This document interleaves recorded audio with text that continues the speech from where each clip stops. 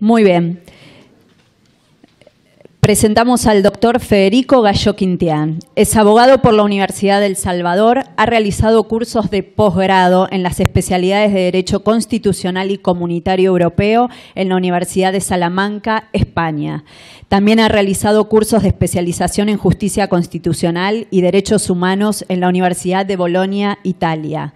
Ha realizado estudios de doctorado en la Universidad del Museo Social Argentino.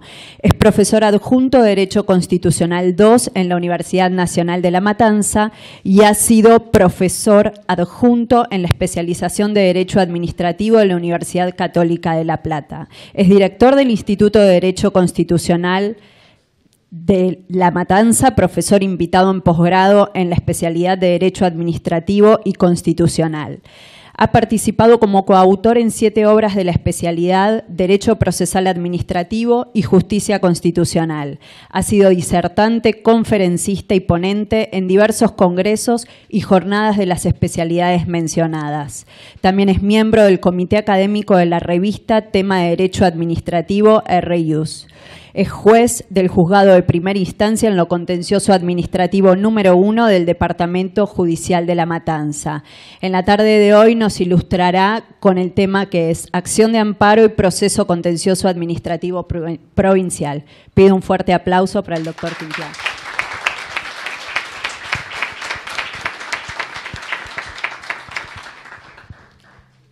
Muchas gracias a todos por la presencia y quería destacar también a una persona que hizo posible la celebración de esta jornada, que es el presidente saliente, el doctor Juan Manuel Delfino, por quien pido un fuerte aplauso.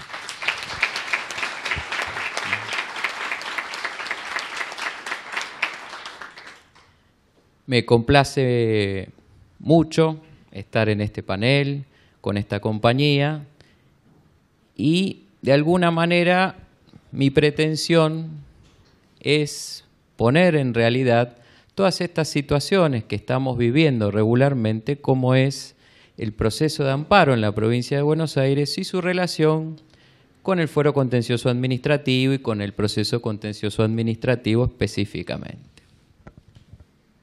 Nosotros sabemos que la Constitución de la provincia de Buenos Aires tiene una regulación muy amplia en cuanto a que la acción de amparo procede contra todo acto, hecho, decisión u omisión de autoridades públicas o de particulares, en el caso que, por supuesto, existiera arbitrariedad o ilegalidad manifiesta y que no se pudieran acudir a otros medios ordinarios, remedios ordinarios, los califica así la Constitución provincial, sin daño grave o irreparable. Bien. Lo más importante, yo creo que por eso somos todos especialistas en amparo en la provincia de Buenos Aires, es lo atinente a la regulación constitucional y con posterioridad, lo que recoge la ley y lo que recoge también expresamente una acordada de la Suprema Corte en referencia a la competencia. Más que nada competencia en primera instancia. Dentro de todos los procesos constitucionales, el único que comparte todos los fueros es el proceso contencioso administrativo y es la acción de amparo contra actos de la autoridad administrativa.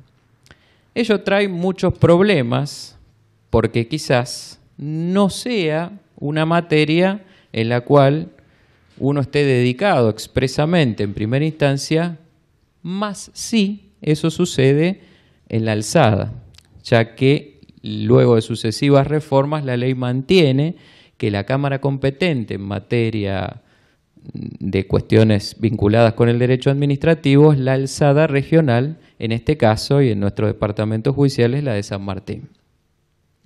Bien, frente a todas estas situaciones, entonces tenemos que detallar qué es lo que debe hacer un juez al cual le es sorteado un amparo.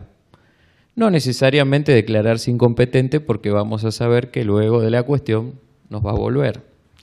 Y además tenemos que tratar una medida cautelar que generalmente es vinculada a un problema de salud o también a problemas ambientales. Aquí también los representantes de Fiscalía de Estado comparten fueros al respecto. Bien, La ley y la propia Constitución nos dice específicamente que no es procedente el amparo cuando existan remedios ordinarios. Bien, ¿cuándo existen remedios ordinarios? Eso me pregunto y voy a tratar de responder. Los constitucionalistas siempre detallan que siempre y cuando no existe un medio judicial más idóneo, va a ser procedente el amparo. Entonces ahí es donde tenemos que acudir a interpretar dentro de los procesos cuál es sumarísimo. Porque si se dan los otros presupuestos y no es sumarísimo, por supuesto no va a ser procedente el amparo. Bien, además de ello, en la provincia de Buenos Aires específicamente, y en un punto que considero que es atinado por parte del legislador, la acción de amparo no procede si se utiliza con el solo fin de lograr la mera inconstitucionalidad en forma abstracta de una ley. En esto yo quiero incluir también a las ordenanzas municipales porque la ley orgánica de las municipalidades lo considera ley en sentido formal y material, con lo cual técnicamente podemos considerarlo una ley. Y después una cuestión muy importante que tan avanzado está en la doctrina extranjera, no en tanto en nuestro país, es la imposibilidad de articular esta acción de amparo contra actos jurisdiccionales emanados del Poder Judicial. Esto es muy claro. Si un juez dicta una sentencia, frente a esa posibilidad de recurrirla, tengo los recursos que establece el Código Procesal Civil y Comercial, el Código Contencioso Administrativo o el Código Procesal Penal. No puedo acudir a una acción de amparo a fin de defender esa cuestión que yo considero que me ha sido vulnerado en algún derecho, garantía establecida en la Constitución, un tratado o una ley. Bien, pues si lo hago, lógicamente, esa acción de amparo no va a ser un remedio ordinario y precisamente está excluido. Entonces, ¿cuál es la utilidad en la acción de amparo? ¿Cuál es la utilidad para el profesional que está litigando o para el defensor oficial? Es muy importante saber en qué momento es necesario iniciar este proceso. ¿Por qué? Porque más idóneos, en algunos aspectos, si bien no son sumarísimos, están contemplados en el Código Contencioso Administrativo todos los procesos, tanto ordinarios como sumarios. Por lo tanto, si yo tengo la posibilidad de articular, de producir ampliamente la prueba y de poder obtener inclusive medidas cautelares de contenido positivo, como de hecho el Fuero Contencioso Administrativo así lo tiene previsto, no existe ninguna duda que en mi convicción como abogado debo iniciarlo. De hecho, existen para los casos de derecho a la salud en La Matanza una unidad temática tendiente a articular ese tipo de procesos y proteger precisamente el derecho a la salud en un fuero determinado con una alzada determinada. Y esto es muy importante también, independientemente del juzgado donde tramite, si yo lo inicié y fue sorteado el juzgado penal, yo tengo que cumplir con todas estas pautas que nos establece la ley y voy a ser el juez competente. De eso no hay ninguna duda. Lo que no va a ser competente en ese aspecto va a ser, si es contra actos de la administración o que estén vinculados a cuestiones de derecho administrativo, es el juez local en cuanto a la alzada. Es decir, ni la Cámara Civil y Comercial, ni la Cámara de Apelación y Garantías en lo Penal, en este caso, van a ser competentes para resolver este recurso. Ni siquiera en lo atinente al sorteo y ni siquiera, por supuesto, en lo atinente a las cuestiones vinculadas a la medida cautelar. Esto tiene que quedar muy claro porque luego de eso se producen inconvenientes que en la práctica determinan que prácticamente sea un proceso cautelar. Porque en definitiva, se debe hacer un incidente de ejecución a fin de preservar ese derecho. Bien, la ley 13.928 con algunas modificaciones recoge expresamente y modifica la vieja ley 7166 que establecía ciertas pautas en las cuales no era admisible el amparo. Ahora bien, ¿quién tiene legitimación? Sabemos, quienes conocemos de la Constitución, que la legitimación está reconocida en forma muy amplia, habla de derechos o intereses en general. Aún la ley 14.192, en cuanto a la modificación, nos hablaba, si bien tuvo un veto, de los efectos erga omnes. Esto es muy importante, porque si bien siempre la doctrina tradicional nos hablaba del efecto en el caso concreto, hay situaciones que merecen ser aplicadas erga omnes. Y de hecho, en materia ambiental creo que no tenemos ninguna duda, o en derechos de incidencia colectiva o intereses individuales homogéneos tampoco tenemos ninguna duda que debe ser así. Bien, tengo ciertas inquietudes respecto a los plazos de caducidad que establece la ley de amparo. La ley de amparo nos habla sobre un plazo de 30 días que tiene quien debe iniciarla y que no puede ser interrumpida por presentaciones administrativas o intimaciones extrajudiciales, llámese vulgarmente los telegramas, las cartas documento y demás. Bien, ¿qué pasa en la mayoría de los casos? En la práctica se da el supuesto de actos u omisiones lesivas periódicas. Esto quiere decir que continúan en el tiempo y que cada situación comienza a computarse nuevamente. Con lo cual, frente a esta situación vinculada, por ejemplo, en las competencias que tenemos asiduamente en materia de salud, el solo hecho de que padezca la enfermedad y que no se le entregue ese medicamento que es necesario va a hacer que continúe la posibilidad y no se produzca la caducidad y se puede iniciar ese proceso. Bien, el legislador establece, al igual que el constituyente, recogiendo esta posibilidad, que en la acción de amparo se puede, no se debe, sino que se puede, declarar la norma en que se funde el acto u omisión lesivo. Bien, esto es muy importante porque nuestra Constitución en el artículo 57 determina que toda ley, decreto u orden contrarios a los derechos reconocidos en las primeras partes son inconstitucionales y no deben ser aplicados por los jueces. Yo incluyo también a las autoridades administrativas o incluyo también a aquellas autoridades que no formen parte del Poder Judicial. Pues ¿cuánto? Si tengo que aplicar el derecho y tengo que aplicar la Constitución, ya la propia Constitución lo está declarando. Entonces ya operativamente así no se hace. Bien, la demanda de amparo, a diferencia de la demanda que tenemos prevista en el proceso contencioso administrativo, nos determina expresamente que debo justificar que sea arbitrario o ilegal ese acto o esa omisión en forma manifiesta.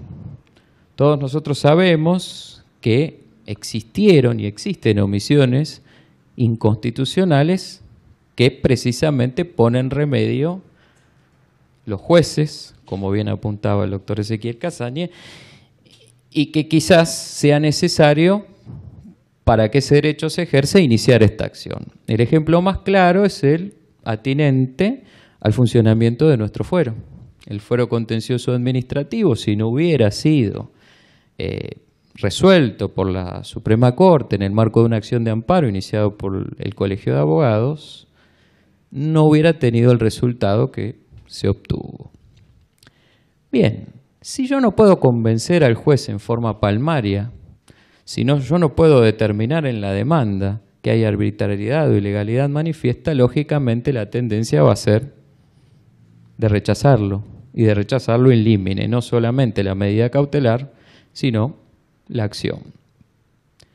La ventaja que tengo en este supuesto es que la doctrina ha ido contemplando, y la jurisprudencia también, la posibilidad de reconducción o recalificación, por así decirlo. Bien, esto no determina, según nuestra experiencia, que el juez pueda elegirle el proceso,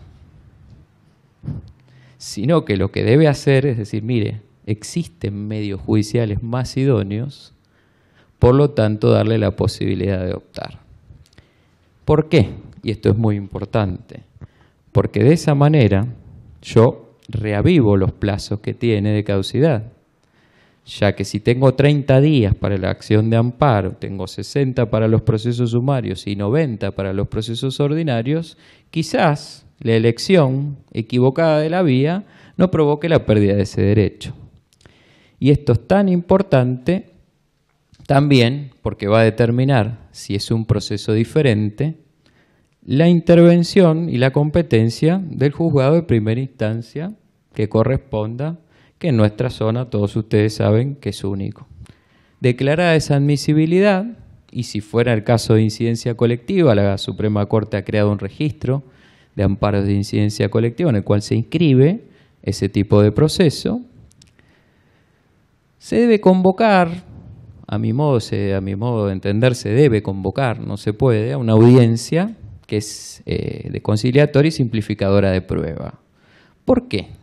Si bien no es obligatorio, luego de las reformas es muy importante, porque quizás se componga una situación que con el tiempo uno cree que una acción de amparo va a ser un proceso muy rápido y se va a terminar en unos días o en un mes, pueda solucionarse en un acuerdo o en el marco de una audiencia obtener lo mismo que se obtendría al momento de la acción de amparo.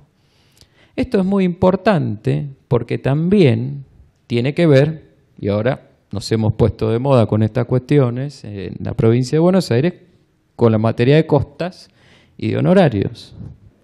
Entonces, frente a todas estas situaciones, esta audiencia es muy importante porque también ahí se determina a quién se le imponen las costas, que seguramente si se acuerda serán en el orden causado, o si no, tenemos que valorar si antes de la contestación de la demanda han cesado los efectos de ese acto que se presume o que se dice lesivo.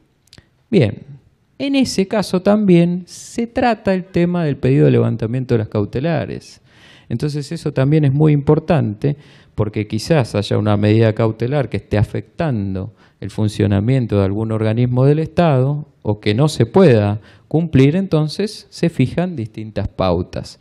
Nosotros no tenemos en la provincia de Buenos Aires un sistema temporal de duración de las medidas cautelares una vez iniciado el proceso, sino que duran mientras las circunstancias determinen que tenga que ser viable.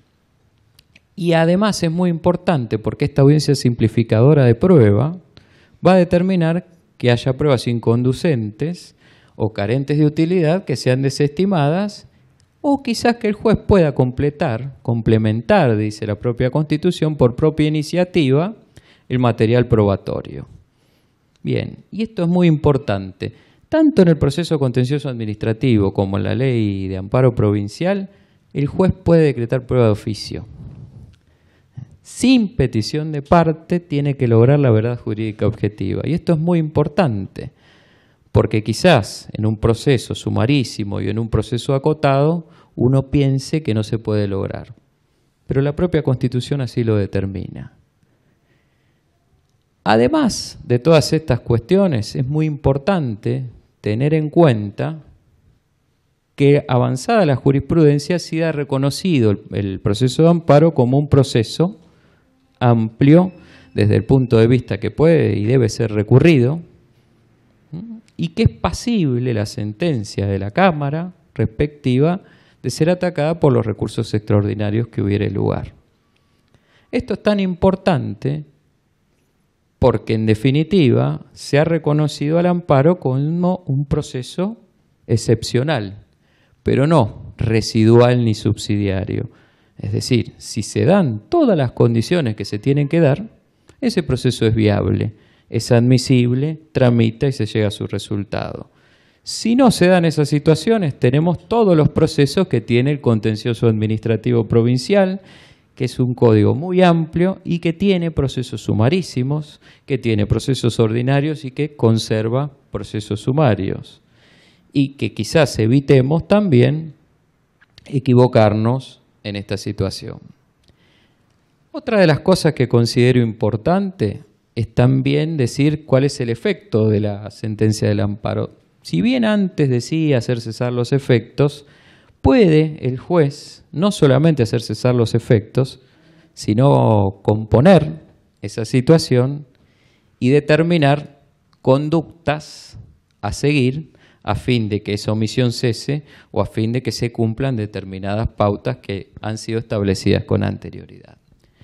Lo importante es que esta acción no puede ser sustitutiva de ninguna manera de los procesos ordinarios o de los recursos que yo puedo interponer en sede administrativa. ¿Por qué? Porque si yo, iniciando una acción de amparo o defendiéndome, iniciando un amparo frente a cualquier decisión, voy a creer que puedo revertir esa situación, no lo voy a lograr. Por lo tanto, hay que ser muy puntual y muy cuidadoso.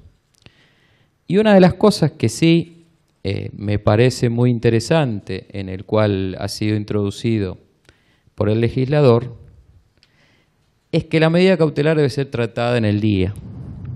Y esto es tan importante porque quizás en estos casos la justicia pueda llegar demasiado tarde, no provocando las consecuencias graves, pero sí pudiendo hacerlo responsable. Entonces, ¿es importante conocer esta acción? Por supuesto que sí, es un proceso muy importante, es un proceso específico y es un proceso excepcional. Frente al proceso contencioso administrativo, ¿cuál es el que debe prevalecer? Si yo tengo que optar y me toca en algún momento del lado del ejercicio de la profesión, no tengo ninguna duda que voy a optar por el proceso contencioso administrativo que ha sido contemplado ampliamente, que tiene medidas cautelares muy importantes y que tiene una cláusula constitucional específica que determina su posibilidad de articulación y sus efectos.